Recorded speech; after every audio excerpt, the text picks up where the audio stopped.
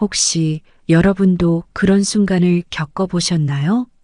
상대방과의 대화 중에 차오르는 화를 참지 못해 감정을 폭발한 후 후회한 적이 있나요? 나이가 들수록 우리는 감정을 다스리는 것이 얼마나 중요한지 깨닫게 됩니다.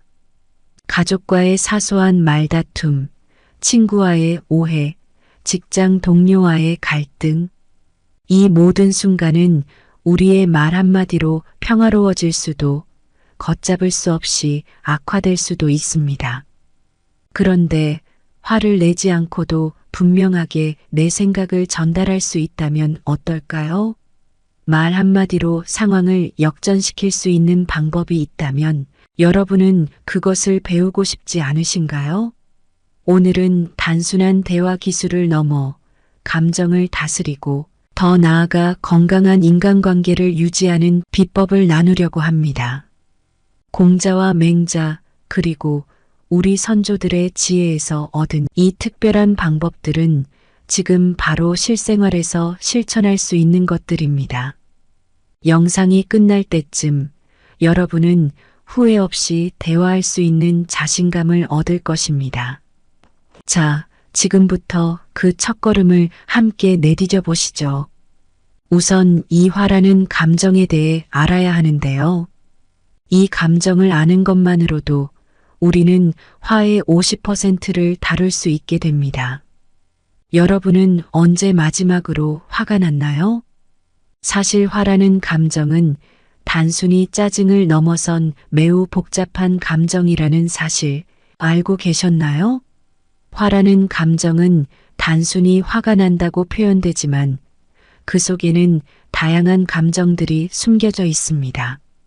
슬픔, 실망, 두려움, 불안, 때로는 사랑과 관심까지 말이죠.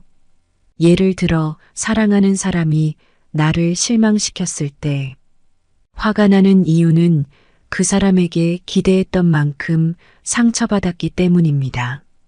결국 화는 우리가 소중히 여기는 무언가가 위협받을 때 나타나는 방어 기제입니다. 화가 난다는 건 우리 몸이 지금 이 상황을 바로잡고 싶다 라고 신호를 보내는 것입니다. 그런데 문제는 이 신호를 어떻게 표현하느냐에 따라 결과가 크게 달라진다는 것입니다. 소리를 지르거나 말을 뱉고 후회하는 경우가 많죠. 그런데 잠깐 생각해 보세요.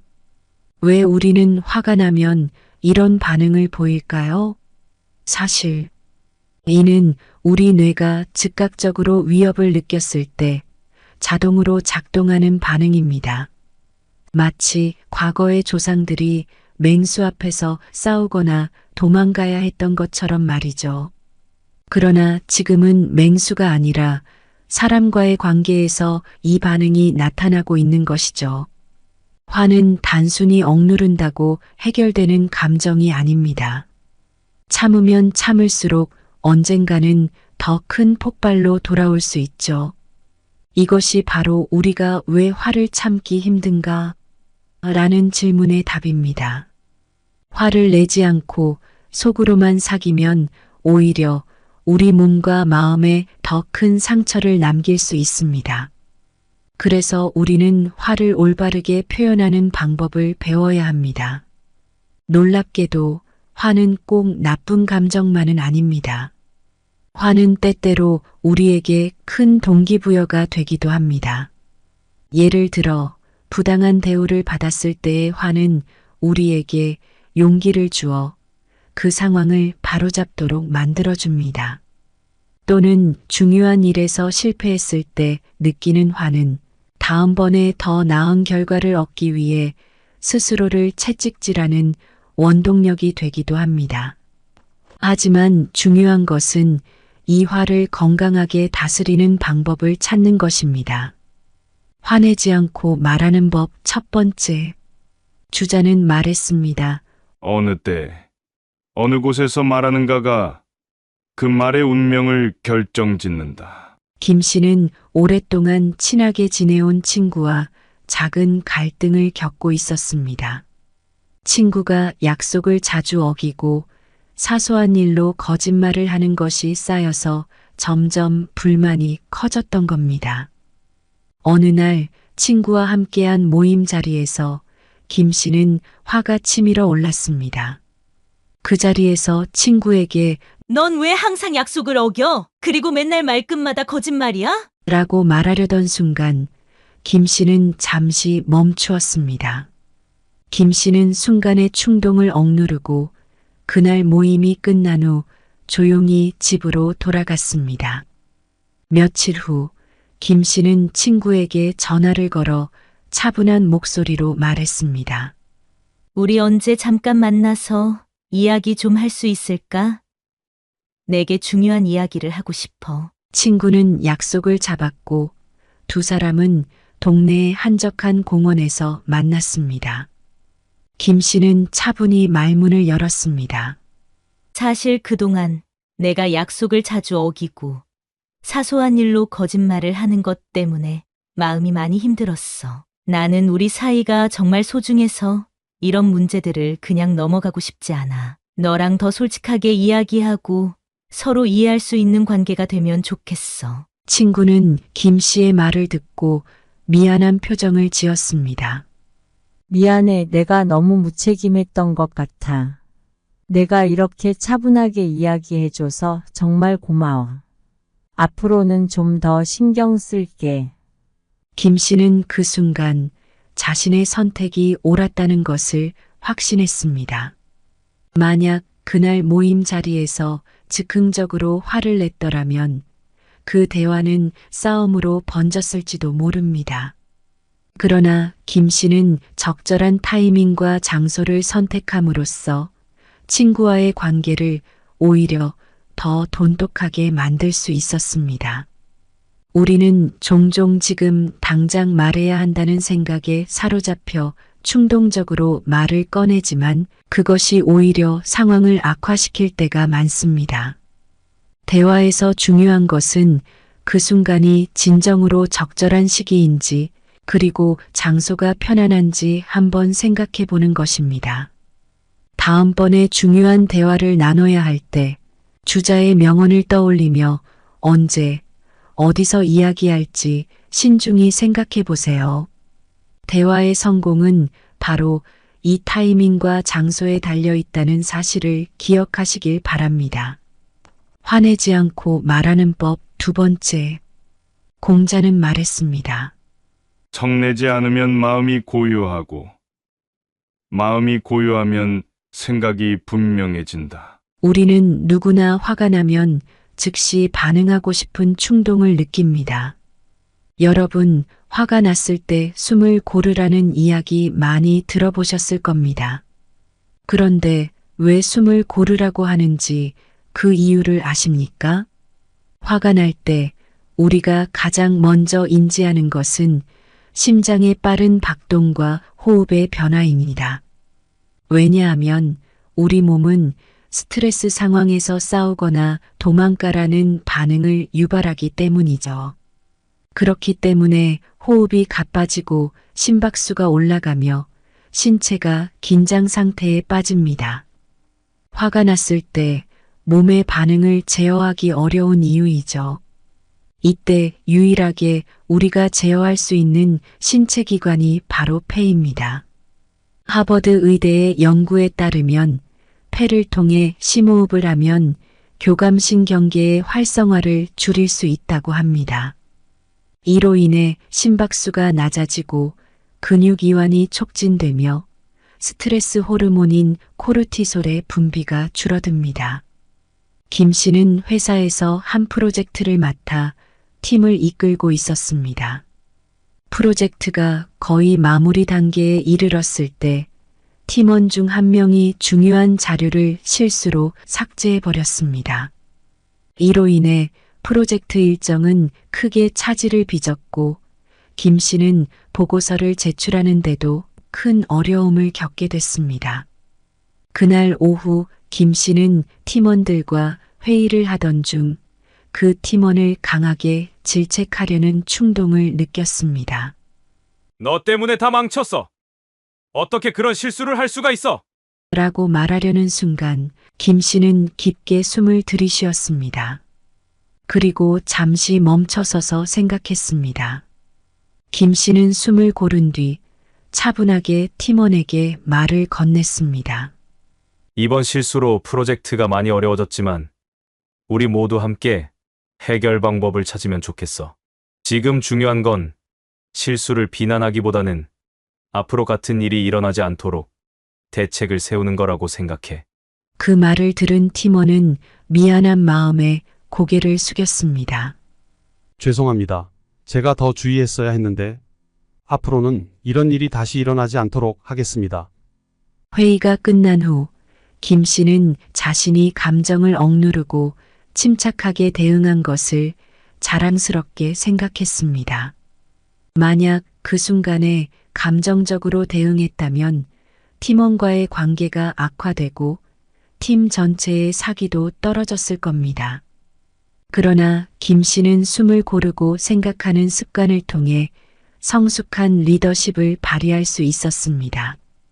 다음번에 화가 치밀어 오를 때 잠시 숨을 고르며 생각해 보세요.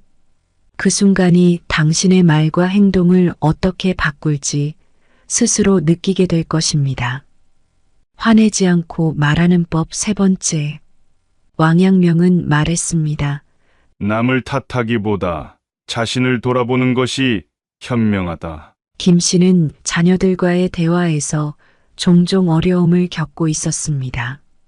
어느 날 딸이 집안일을 돕지 않는 것에 대해 화가 난 김 씨는 딸에게 너는 왜 항상 이런 식이니? 왜 매번 내가 해야 할 일을 미루는 거야? 라고 말하고 싶었습니다. 하지만 김 씨는 이를 악물며 참았습니다. 그는 이 상황에서 딸을 비난하기보다는 자신의 감정을 표현하는 것이 더 낫다는 생각이 들었습니다. 저녁 식사 후 김 씨는 딸에게 차분하게 다가갔습니다. 지금 잠깐 이야기할 수 있을까? 딸은 약간 당황한 표정으로 고개를 끄덕였습니다. 김 씨는 딸을 마주보고 앉아 조심스럽게 말을 꺼냈습니다. 사실 요즘 내가 집안일을 돕지 않는 것 때문에 아빠가 조금 힘들어.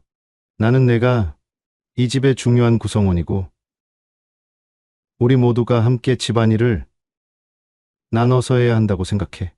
그래서 내가 도와주지 않으면 내가 조금 외롭고 지친다는 느낌을 받아. 딸은 김 씨의 말을 듣고 잠시 생각에 잠겼습니다. 그런 후 조용히 입을 열었습니다. 아빠, 미안해요. 사실 나도 도와줘야 한다는 걸 알고 있었는데 요즘 학교 때문에 너무 스트레스가 많아서 그랬어요. 앞으로는 조금 더 신경 쓸게요. 김 씨는 딸의 반응에 놀랐습니다. 만약 그가 처음 생각했던 대로 딸을 비난하고 꾸짖었다면 딸은 반발하거나 방어적으로 나왔을지도 모릅니다. 하지만 자신의 감정을 나는 으로 시작하는 방식으로 표현하자 딸은 그것을 더 잘 받아들일 수 있었습니다. 그 결과 두 사람은 서로의 감정을 솔직하게 나눌 수 있었고 그 과정에서 김 씨는 딸의 마음을 더 깊이 이해하게 되었습니다. 이처럼 너 때문에 라는 비난이 아닌 나는 이렇게 느낀다. 라는 방식으로 자신을 표현하는 것은 상대방과의 대화에서 더 큰 이해와 공감을 이끌어냅니다. 김 씨의 경험처럼 우리가 상대에 대한 비난의 화살을 거두고 나 자신의 감정을 표현하는 데 집중한다면 더 평화롭고 성숙한 대화를 나눌 수 있을 것입니다. 다음번에 화가 나거나 답답한 상황에 직면했을 때 왕양명의 말을 떠올리며 자신을 돌아보고 나는 으로 시작하는 대화법을 시도해 보세요. 상대방에게 전달하고 싶은 메시지가 더 명확해지고 관계는 한층 더 건강하게 발전할 것입니다. 화내지 않고 말하는 법 네 번째. 맹자는 말했습니다. 말이 곧 그 사람의 마음을 드러낸다. 김 씨는 평소 직장에서 늘 성실하게 일하는 사람으로 동료들에게도 친절했습니다. 그러나 최근 들어 업무 스트레스가 쌓이면서 예민해졌고 그런 상태에서 동료들과 자주 부딪히게 되었습니다. 하루는 김 씨가 중요한 프로젝트를 맡게 되었는데 팀원이 미리 협의된 내용을 제대로 따르지 않은 것을 발견했습니다. 화가 치밀어 오른 김 씨는 그 자리에서 왜 항상 이런 식으로 일을 처리해? 이렇게 하면 안 된다는 걸 몰라? 라고 목소리를 높였습니다. 그 순간 팀원은 얼굴이 굳어졌고 팀의 분위기도 얼어붙었습니다. 김 씨는 그날 밤 집에 돌아와서야 자신이 너무 과민하게 반응했다는 생각이 들었습니다. 자신의 말이 상대방에게 얼마나 큰 상처를 줄 수 있는지를 깨달은 것이죠. 그래서 김 씨는 다음날 팀원에게 다가가 사과하면서도 좀 더 긍정적인 표현으로 이야기를 다시 시작했습니다. 어제는 내가 너무 예민하게 반응했던 것 같아. 나는 우리가 더 협력해서 이 프로젝트를 성공적으로 마무리하길 기대하고 있어. 앞으로 어떻게 하면 더 잘할 수 있을지 같이 논의해보자. 김 씨의 이 말은 상대방의 방어적인 태도를 누그러뜨렸고 오히려 더 나은 해결책을 함께 찾는 계기가 되었습니다.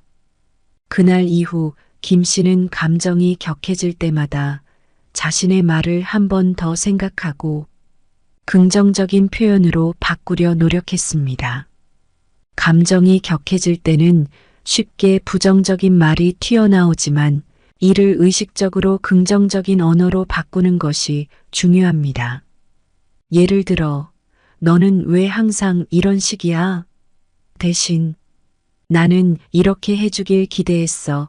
라는 명확하고 긍정적인 표현을 사용해 보세요. 부정적인 언어는 갈등을 증폭시키지만 명확하고 긍정적인 언어는 대화를 건설적으로 이끌고 상대방과의 이해를 깊게 만듭니다. 말이 곧 마음을 비추는 거울이라는 맹자의 명언을 기억하고 언제나 긍정적이고 명확한 언어를 선택해 보세요. 그 작은 변화가 당신의 대화와 인간관계에 큰 차이를 만들어줄 것입니다. 화내지 않고 말하는 법 5번째. 정약용은 말했습니다. 남의 말에 귀 기울이는 것이 자신을 지키는 첫걸음이다. 김 씨는 자녀들과의 관계에서 어려움을 겪고 있었습니다. 특히 사춘기에 접어든 아들이 부모와 점점 거리를 두기 시작하면서 김 씨는 아들이 말수가 적어지는 것을 보며 걱정이 많아졌습니다. 어느 날 김 씨는 아들이 방에서 혼자 우울해 보이는 것을 발견하고 조심스럽게 다가가 물었습니다. 무슨 일 있니? 아빠한테 말해봐. 하지만 아들은 그저 아무것도 아니에요. 라고 짧게 대답할 뿐이었습니다. 김 씨는 답답하고 화가 나는 마음에 그런 식으로 자꾸 피하면 더 나쁜 상황이 될 수 있어. 라며 충고하고 싶었지만 그는 한 걸음 물러서서 침묵하고 아들의 이야기를 끝까지 들어주기로 마음먹었습니다. 그냥 학교에서 친구들이랑 좀 문제가 생겼어요. 그런데 말해봤자 달라질 것도 없고 괜히 더 힘들어질 것 같아서요. 아들이 조심스럽게 말을 꺼내자 김 씨는 아들의 말에 귀 기울이며 고개를 끄덕였습니다. 내가 그렇게 느낄만 하구나. 아빠도 내 나이 때 그런 일이 있었어. 정말 답답했지. 김 씨의 말에 아들은 조금씩 마음을 열기 시작했고 결국 친구들과의 갈등에 대해 솔직하게 털어놓았습니다.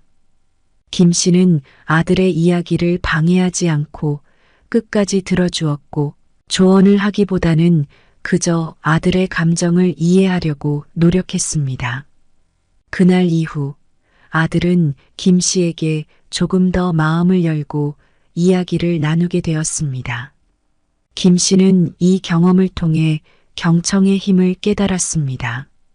상대방의 이야기를 들어주는 것만으로도 상대방은 자신이 존중받고 있다고 느끼게 되며 이는 두 사람의 관계를 더욱 돈독하게 만듭니다. 나이가 들수록 우리는 조언을 하거나 충고하려는 경향이 강해지지만 때로는 상대방의 이야기를 끝까지 들어주는 것만으로도 큰 공감을 얻을 수 있습니다. 경청은 단순히 듣는 것이 아니라 상대방의 마음을 깊이 이해하는 것입니다. 정약용의 말처럼 남의 말을 잘 듣는 것이야말로 자신을 지키고 상대방과의 관계를 유지하는 첫걸음입니다. 다음번에 누군가 당신에게 이야기를 건넬 때 조언이나 충고를 하기보다는 그저 상대방의 말을 끝까지 들어보세요. 그 경청의 순간이 두 사람의 관계를 한층 더 깊고 의미 있게 만들어줄 것입니다. 오늘 우리가 함께 나눈 감정을 다스리는 대화법이 여러분의 마음에 따뜻한 울림을 주었기를 바랍니다. 대화는 단순한 의사소통의 도구가 아니라 서로의 마음을 이해하고 깊은 연결을 만들어가는 소중한 과정입니다. 이번 영상이 여러분에게 작지만 큰 변화를 가져다 주기를 바랍니다. 여러분의 소중한 의견과 경험을 댓글로 나누어 주세요. 그 안에서 또 다른 배움과 감동이 기다리고 있을 것입니다. 오늘 영상이 도움이 되셨다면 소중한 분들께 공유해 보세요. 구독과 좋아요도 잊지 마세요. 여러분의 대화가 늘 따뜻하고 긍정적인 방향으로 나아가길 기원하며 오늘도 여러분의 행복을 빕니다. 이상으로 행복 주문서였습니다.